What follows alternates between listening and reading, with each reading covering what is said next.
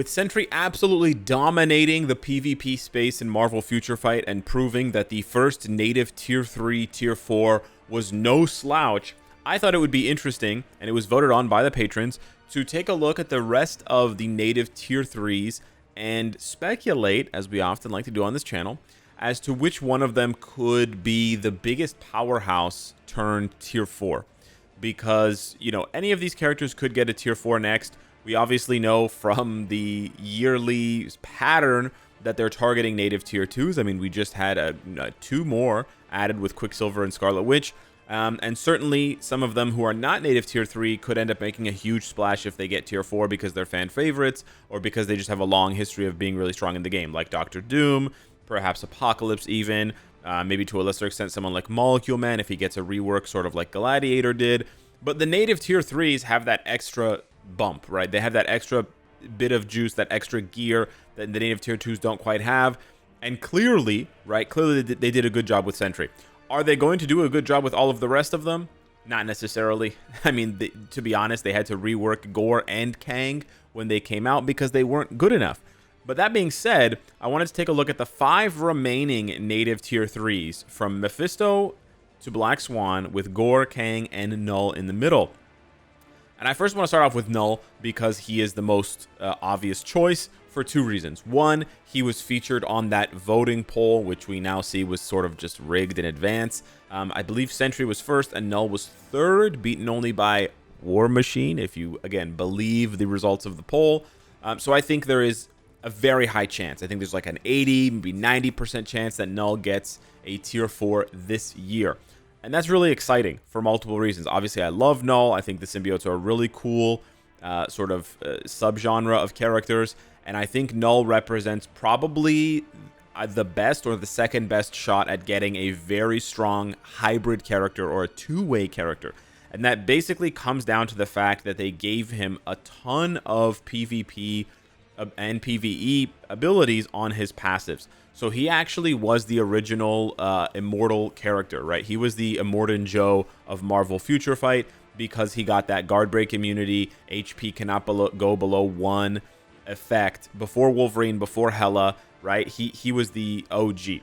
So having that sets him up hugely when you then consider, oh yeah, right, he doesn't have an artifact. They could juice him even harder for PvP or PvE, and he could still be useful because he can tap into this. But then you take a look at the rest of his kit. He's got additional pierce damage, which, okay, we know is sort of par of the course now. 20% chain hit, which is not a small amount. And then he's also got 35% damage reduction, and he cleanses himself automatically, which is excellent. But then you consider even further, right? So I think Null has a lot of weapons here to be a PvE and PvP threat. I absolutely think he does, and he has some of the coolest animations in the game, so I cannot wait to see what they do with him in that regard. But then you go and you investigate and you remember, oh yeah, this dude has access, because of course he's like the OG symbiote, he has access to the symbiote tag. Having access to the symbiote tag in this day and age for PvP is very powerful because of Agent Venom. Combining that with his artifact, right, you can give him an additional 30% damage reduction, so you can bump Null's damage reduction up to 65%. You increase his damage to enemies with 25% HP or more, and then you take his 20% chain hit and you decrease the amount he's receiving by 35%, and you bump his up from 20 to 40%. So you double his chain hit, reduce the incoming chain hit by almost 40%, and bump his damage reduction to 65. That's insane. And then on top of everything else, you know how good Null would pair with another symbiote. That's right, the Silver Surfer, the Void Knight. So yeah, I'm really excited for that one. Like, there could be an absolutely malicious team of Silver Surfer, Null, and Agent Venom that could just run roughshod over most of the PvP meta. We'll have to wait and see, but yeah. And it would be interesting if Null sort of comes in to once and for all take down Wolverine, maybe ahead of the Deadpool 3 movie release, who knows, as the sort of de facto immortal character, immortal passive artifact god, right? Because he is the originator. Next up, I do want to talk about Mephisto because he probably has the most looks in the comics to choose from. So he probably should have gotten one by now. But if we're going in terms of chronologically, he's third, right? So he should come after Sentry and after Null. But the really nice thing about Mephisto, of course, is that little icon next to his skills, where they change based on whether you've pressed Dark Awakening or not. And I was really excited for this when it came out, because I was like, oh man, he's going to have, you know, like 8 different skills or whatever. That didn't end up being the case. All of his skills are the same except for one, except for his 5th skill. Now, he does have really cool animations. Don't get me wrong. He's got really cool animations. Those giant hands are really dope when he's Mephisto. And then when he transforms into the Goat Man and he grows in size, then the 5th skill becomes this really annoying, difficult to deal with, guard-breaking super tornado. For sure. That's awesome. However, the rest of his skills are the same, right? He's got that slam down, right, where he teleports, and then when you teleport back, when you transform back, he's got the slam down with the teleport. It's the same. So I'm actually looking forward to Mephisto getting a rework where they rectify this and they actually do give him different skills. So even though I think that that Null has the best chance of being a hybrid two-way character, I think Mephisto's right on his tail. Because Mephisto has Revive instead of Immortality, which still makes him very relevant for PvP. But then he also has some effects here. He decreases Reflect, which makes him better for PvP, which is nice. He's got 40% damage reduction. He's missing other things that he sort of needs. He's missing like the additional Pierce damage. He's missing like Chain Hit. So they would have to give him a lot of PvE effects. But they could really go hard into this idea and sell you this idea that Mephisto is a complete two-way hybrid character if they just take care of his passives. They give him a bunch of PvE passives on his uniform, right? They give him Chain Hit, they give him Pierce, etc. And then they actually make his skills all different, or at least make 2 or 3 of them different. Right now, only having one different doesn't really do much, but if 2 or 3 of them are different, then that would certainly, you know, give rise to this idea that, you know, oh, if you don't transform him, he'll be really good for PvP, and then if you do, or whatever, if you don't transform him, he's really good for PvE, and if you do transform him, he's really good for PvP. That's the last thing actually I want to say about Mephisto for the devs to consider, is if they are going to go that route, they should make it so that Mephisto is better for PvE when he's not transformed. And the reason why I say that is because, and I think it's the reverse right now, right? I think he's actually better for PvE when he is transformed, and he's worse for PvP when he transforms. The reason for that is on autoplay in things like Otherworld Battle and Alliance Conquest, Alliance Tournament, you can't control what the AI does, and so the Mephisto AI will transform, right? Eventually he'll transform back, but it's a very long cooldown, so you're probably going to die or win by then. But it's funny that they chose to make him transform and be better for PvE, when in fact the AI is going to transform and then make him worse for PvP in the situations where you can't control him for things like PvP. So yeah, I hope they keep his tier 3 because it's really cool, but I do I do hope they consider that a little bit more. Then we come to Gorr and Kang, and although Gorr and Kang for me also represent, like, if you take what I've said about Null and Mephisto, you can say, okay, yeah, Gorr and Kang also have the same potential for being hybrid characters, right, Alex? Because they have additional Pierce damage, they have Revive, you know, that's sort of just like par for the course. And while it is true that that's the case, I just don't see them as hybrid characters. In my mind, they've always been PvP characters, and it's just a matter of either their rotations are clunky, or, you know, they just never really were designed that way. That makes me feel like they'll always remain as PvP characters.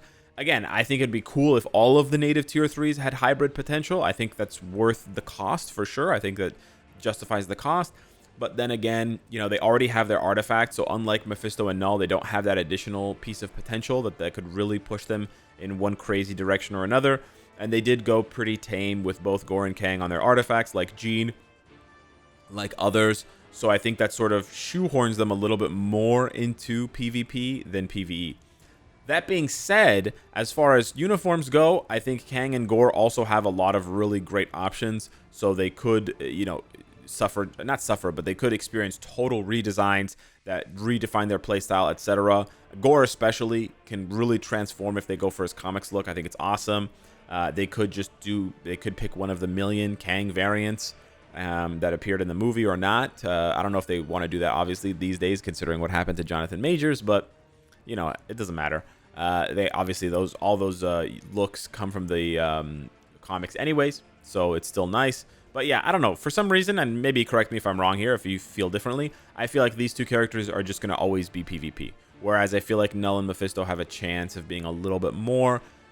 Maybe it's also my nostalgia of back in the day when native tier 3s felt more unique and impactful. Like Mephisto and Null to this day, they still feel like very original, unique characters. They don't feel like they're carbon copies or copy and paste characters. But unfortunately, for whatever reason, Gore and Kang, to me, just sort of feel like copy-pasted characters. The only real difference, I would say, if I had to, like, is that Gore has a pretty unique second skill. It's not unique in the sense of, like, it's his bread and butter PvP skill. We see so many characters, Jean, Adam, etc., where their second skill is their bread and butter skill, Sentry now. But it's just a really cool skill, and it's spammable, and it's very powerful, it's very potent. And he also just has a lot of, like, he pops a lot of AoE, and then you just go right into the second skill. I think the best way for me to describe it is that Gore was made very well. He was designed very well for players who like to play manually, because you can really abuse all of the canceling, and you can actually make him a lot stronger on manual than he usually is on auto. He's one of the rare characters who's actually much better on manual than he is on auto. Most characters who are really good for PvP, there's not like a huge difference between you playing them manually versus them being played by auto. But I feel like for Gore, he really is a lot better on manual. And then, I will say the uniqueness of Kang is they gave him a VPAD skill. That's pretty cool. We didn't really see it get used much, but it is pretty cool. Again, it would be great for a hybrid build for PvE because they had a VPAD skill, but yeah. And then finally, Black Swan, the most recent. I want to spend the least amount of time talking about her, not because I don't think she's cool, but because she was released so recently. So I don't think they're going to give her a uniform in a tier 4 until all the other guys I just talked about also get it. So that could genuinely be like 2-3 years. Really. It could be, and it could be longer than that. And then by then we probably are going to have tier 5 or tier 6. So it might not be really worth talking about. However, I do think she's strong, and she also brings to the table a brand new effect. She's also the first female native tier 3, which I really appreciate. There are a lot of things that I like about Black Swan. I would honestly want to put her ahead of Kang and Gore if I had to choose, just because I think she's a more interesting character. She's speed type instead of being universal, which we have a overabundance of in PvP. But I do still think that she would need a pretty massive rework. Like, obviously, by today's standards, Null and Mephisto need massive reworks. We know that. But knowing that Black Swan was released just a few months ago, and she already would need like a massive overhaul to be relevant for PvP, like, I don't think a tier 4 would be enough for her. I think she would need some tweaks. She would need some additional damage reduction, or she'd need some tweaks on her skills to make her tankier so that she doesn't get pushed into her passive, the Brutal Incursion passive, in 2 seconds, right? Maybe the reduction in Pierce has helped that out in across PvP game modes, perhaps. I haven't tested that out with her specifically yet because the ban lists have been so generous lately, and we've been using, stacked tier 4s. But yeah, I do want to see more of her before I come to a final conclusion, but that's sort of my take right now, is that very interesting character, but unfortunately would need buffs, and probably, maybe could be a two-way character, but again, sort of like Gore and Kang, I see her, especially because of her passive being so PvP oriented, I see her mostly as a PvP character, and not really exemplifying that hybrid role the way that Mephisto and Null do. But yeah, that's my take on the native tier 3s getting a tier 4. Hit me up in the comments down below. Let me know who you would like to see get a tier 4 first. Let me know which one you think is going to be the strongest. Maybe riff on potential artifacts for Null and Mephisto. How cool would Mephisto's artifact be, by the way, if it only activated after he revived and it gave him some like really strong effect? Like he can't take any damage for the first 7 seconds, sort of like a reverse immortality, where you can't go below 1 HP for 7 seconds. After his revive triggers, he just can't take any damage from any source for 7 seconds. So you just have to like endure that. It wouldn't be really good for PvE, but it would be insane for PvP. Anyways, hit me up in the comments down below. Let me know what you think. Thank you so much for watching. Smash the like button if you enjoyed the content. Thanks for the suggestion, Miriam, and I'll see you in the next one. Take care.